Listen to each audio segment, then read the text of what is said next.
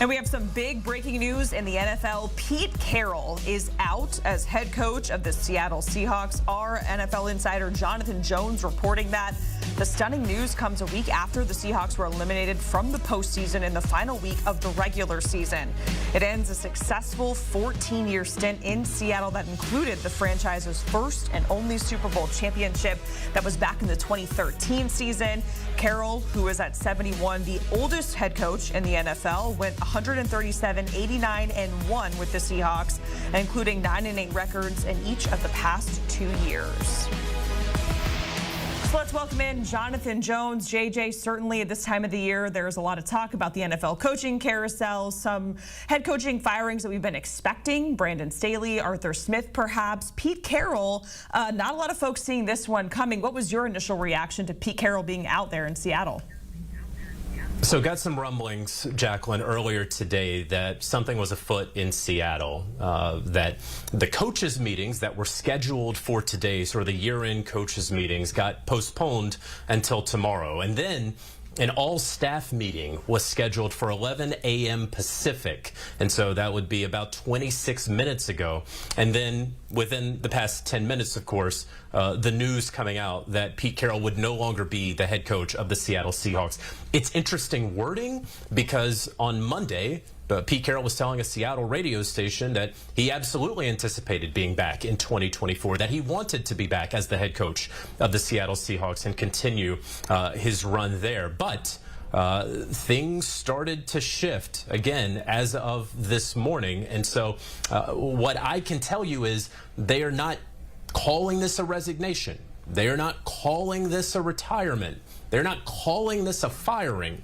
Just simply that he's not going to be the head coach anymore and that he will continue on in some sort of advisory capacity with the team, a sort of capacity that I think is still to be determined that we can sort of get into. So however you want to cut it and however you want to call it, Pete Carroll no longer the head coach of the Seattle Seahawks. Yeah, so JJ, let's get into it and what that role might look like for Pete Carroll, who is 72. He's won it all. We talked about it in the 2013 season with the Seahawks. What do you think that role could look like if he's not a head coach, but what's next for him, you think, there in Seattle? Well, we saw a head coach in Bruce Arians kind of take over that consultant/advisory role with the Tampa Bay Buccaneers and sort of gave the team over to Todd Bowles. He wasn't really around the team all that much.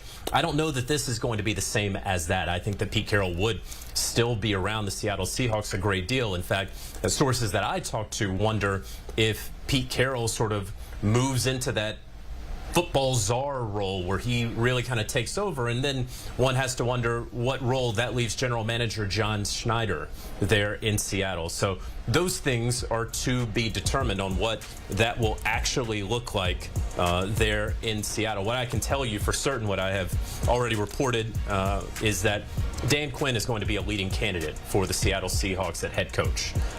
He was there with Pete Carroll as defensive coordinator. He then goes to the Atlanta Falcons as the head coach, gets fired there, goes to the Dallas Cowboys where he currently is the defensive coordinator.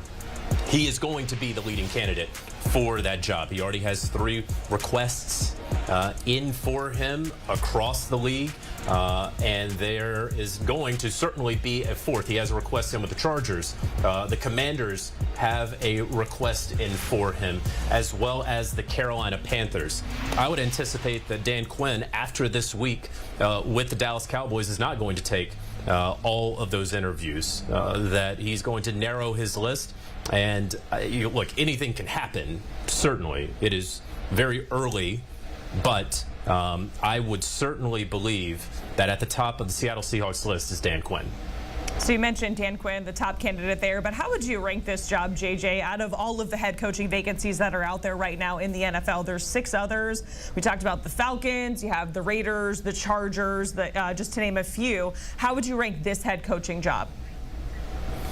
Well, it's going to be interesting. Again, the level of Pete Carroll's involvement is going to be something that one has to consider. Anytime the former head coach, the very successful head coach, is still around, you better know that guy. You better know what you're getting into, because that dynamic can always be a little awkward, really, in any walk of our sports life. So that has to be considered. Do they have a quarterback? That's what you always have to question. Do they have a quarterback? Well, Geno Smith, comeback player of the year last year. He's on a contract that the Seahawks can get out of if they want to. And I think Drew Lock showed himself to be a viable backup in his spot duty this past year, certainly winning that primetime game late in the season. Certainly they have drafted well. They have a lot of pieces there. And then the last question that you're going to have for yourself is ownership. Jody Allen, the sister of the late Paul Allen of Microsoft fortune, she's been controlling this team since his death in 2018. And so one has to ask, what is she like as an owner? What does she want out of the future of this franchise? This is by far the largest decision that she has made as the chairperson of the trust and of this team. And so anytime you go into any job in the NFL, it's quarterback, it's ownership, it's salary cap, it's pieces on the team, it's football say. All of those things certainly have to be determined, and I would say again, that's why familiarity with Seattle is going to be very important for the next candidate. And lastly, JJ, just want to ask you, Pete Carroll, we mentioned he won a Super Bowl with this team. He has been there for quite some time. What is his legacy going to be there with the Seahawks? He's a legend. Right? I mean, this was a franchise that before Pete Carroll had gone to the Super Bowl just once.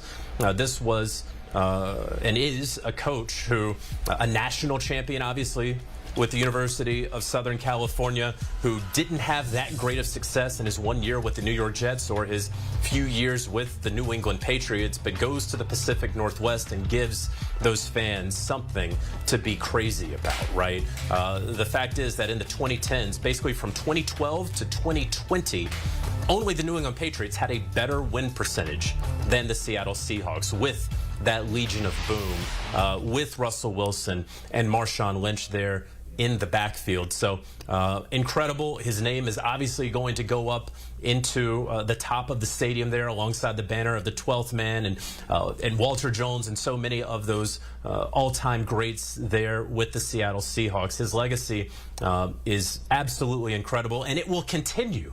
As an advisor, and figuring out just how involved he's going to be is a major question moving forward for the Seattle Seahawks. All right, he is our lead NFL insider, Jonathan Jones, joining us here on CBS Sports HQ as we are following that big breaking news out of the NFL where Pete Carroll is out as the Seattle Seahawks head coach.